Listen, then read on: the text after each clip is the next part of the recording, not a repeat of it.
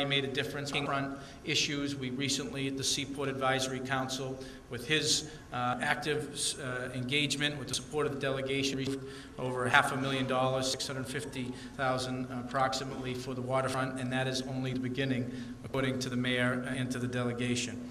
We are working on that state pier. We look forward to working with you on the new courthouse, as well as the expansion and creation of commuter rail. So to Bob, to all the members of the City Council and School Committee, to Pat, especially Bob's wife, congratulations, and we look forward to working with you and partnering with you in the days and weeks and years to come.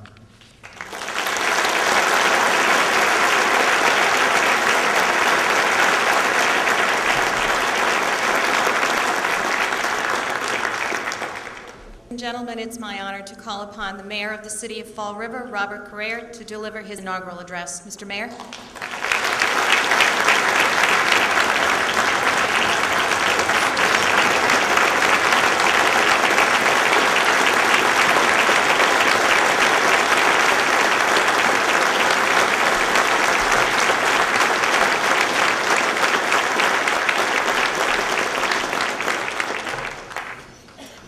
Thank you.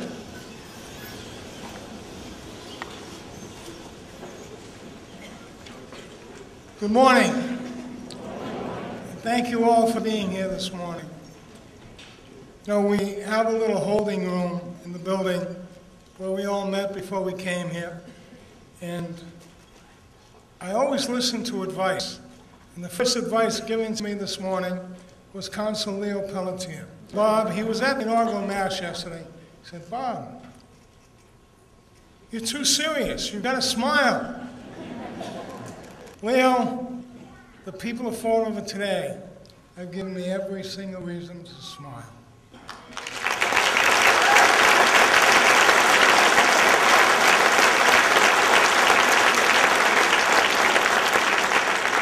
And I look at my colleagues in government, Pat Haddad, Dave Sullivan over there. You know, this morning, two councilors, Leo Pelletier first, and then, and congratulations, Joe Camara, the President of the City Council.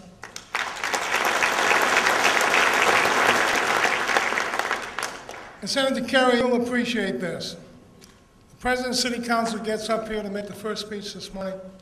He steals my entire speech from me. And then he takes my water out from under the rostrum and drinks it.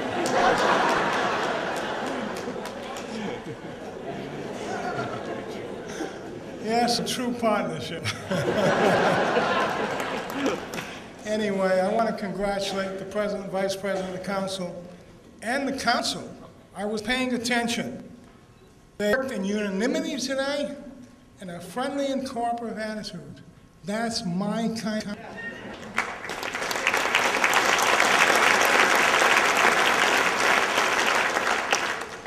I want to begin this morning with some individuals, because, you know, there are a lot of people out there that may be waiting for my inaugural address, and you're going to wait for the important. I'm going to point it out to you.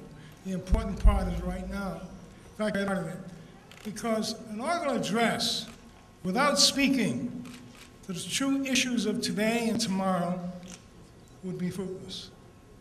And the true issue of any campaign is the people.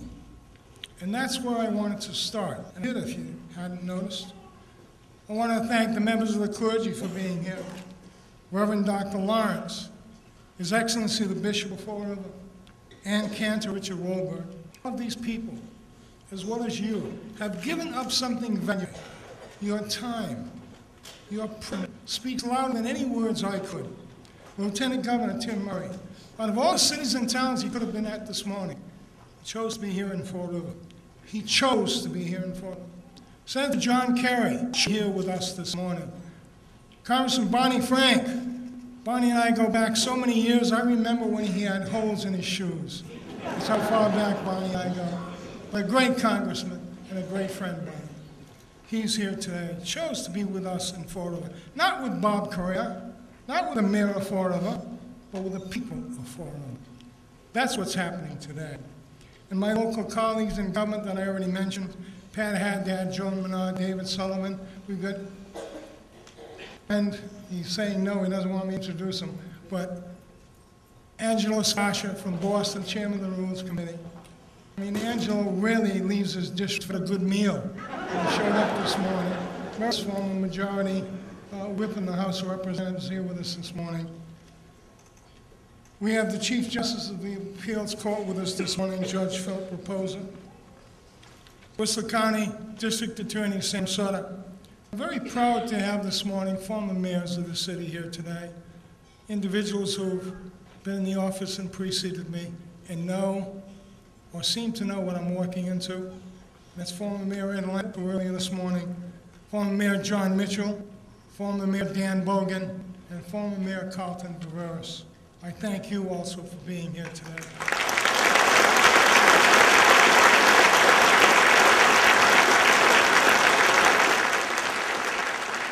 And again, you may think this litany of introductions is long, but this is really what I speak to today. People who are giving up something to be here. The Council of Portugal, Dr. Fernando Coelho, was here. We have Dr. Carlos Caesar being represented by Dr. Rogério Oliveira, representing the President of the Azores here this morning, and Robert Mendes, Vice Mayor of the City of Lagoa. Dr. John Sprague of Bristol Community College. And just as important, I'm so proud, being a former teacher, that we have today the students of Durfee High School who've been involved in making this inaugural a success this morning. I thank you all, from the orchestra to the staff sitting up there.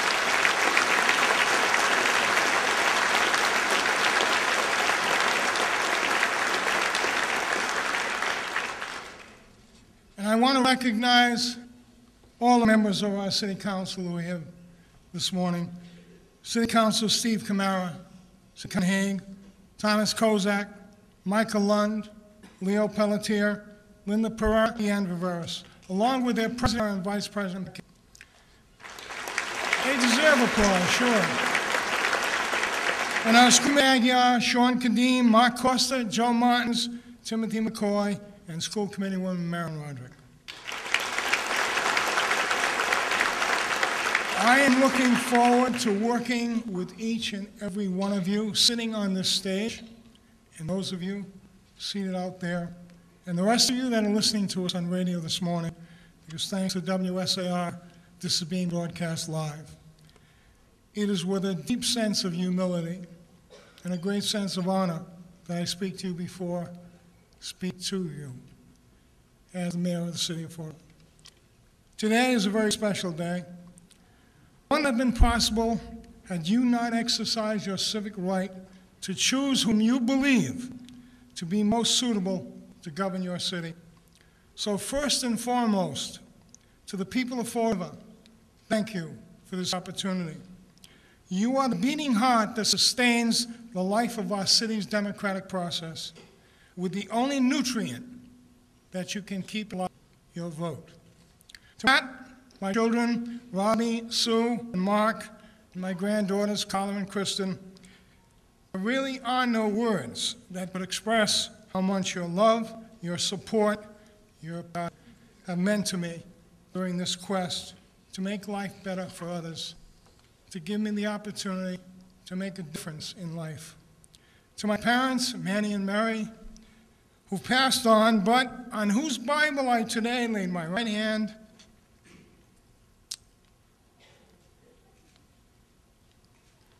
I know, Pat.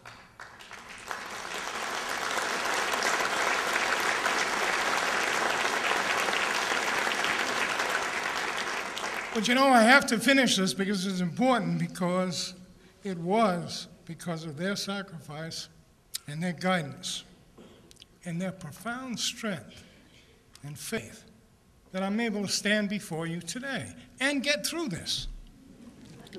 To my extended family and friends who volunteered in the campaign, thank you for being both in my message and, even more importantly, you believed in me. Your active and tireless participation made today possible. As mayor, I will with continued interest to lead Fall River forward. And with your help, I will seek to inspire more and more residents, regardless of who they supported during the campaign, to make Fall River a better place for all of us.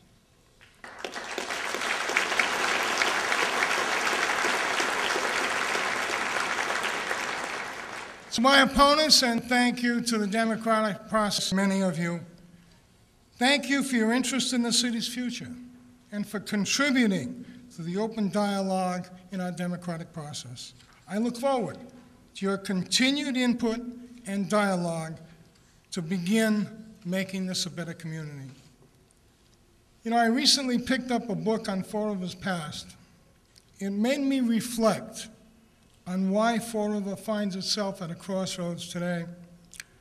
With each day that goes by, we're witnessing events that are fostering an environment of fear and a loss of hope on our streets, on our homes, and in places of employment and worship.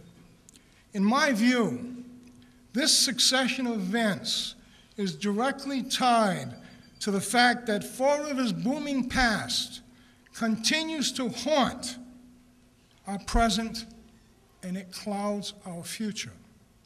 As we go about our daily lives, we look back at our golden past, but we know that it cannot be resurrected because somewhere along the way, we lost our collective pride.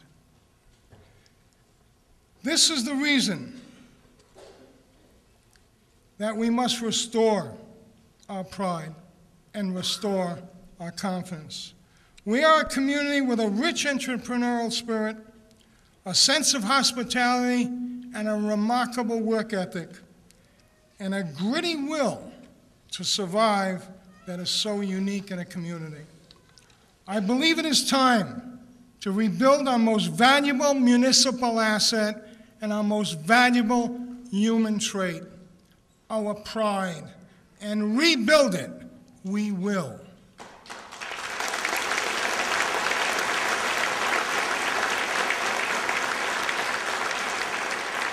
The theme of the inaugural festivities and the mantra that I will adopt during my administration is Pride Citywide. If you haven't noticed it yet, take a look at the button you're wearing. This theme was developed by the Fall River Inaugural Committee. It's an enthusiastic and talented group who deserve our applause for organizing the celebrations open to all the citizens of Fall River who wish to participate.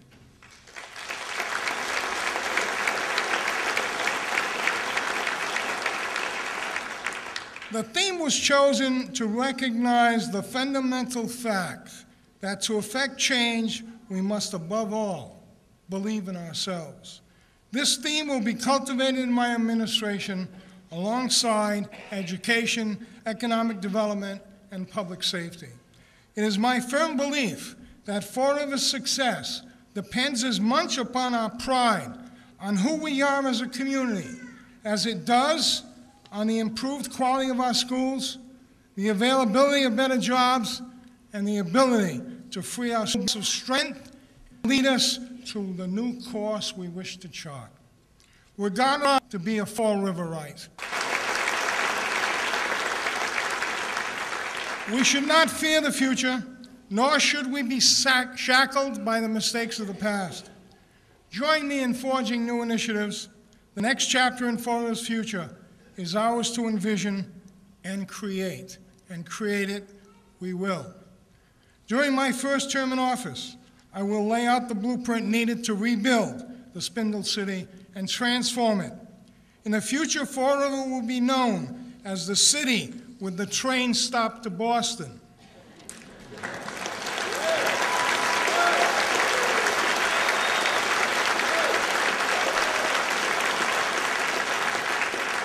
The city that is the medical center of the entire South Coast region. The city with a municipal marina that will create jobs and revenue. The city that breathes life into its downtown by creating a restaurant row on South Main Street. The city with a Fall River loop that links our waterfront historical and cultural attractions. The city where children and their parents both engage in lifetime learning at community learning centers throughout our city. The city that cleaned its streets of gun-toting thugs. The city where pride resonates citywide. To make this possible, during my first 100 days in office, I will be making difficult but forceful decisions.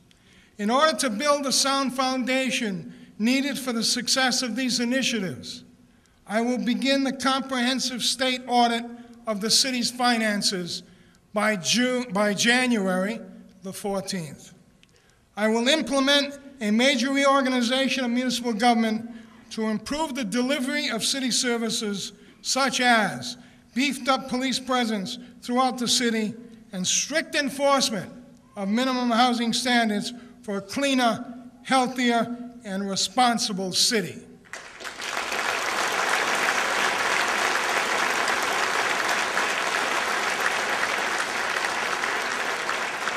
I will make our City Hall more user-friendly, not only on site, but on the internet. And I will appoint a committee of business leaders from the medical device and life science sectors to advise my administration of the needs and alert us to economic opportunities. I am aware of the high expectations I have set out for myself and those that you have on my office. I ask for your patience and understanding. In return, I will provide you with a strong chief executive who will work tirelessly to bring about change and restore the pride in Fall River.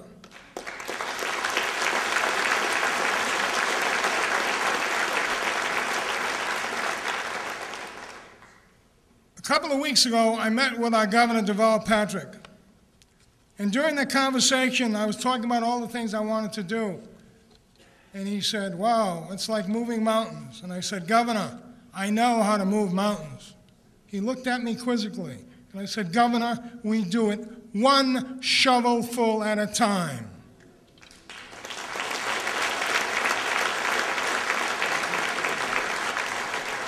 My dear friends, thank you for sharing this day with me. But long after today's festivities have ended, when my words have been forgotten, it is my most sincere hope that all of us will view Fall River as the city that was rebuilt with pride citywide. God bless you all.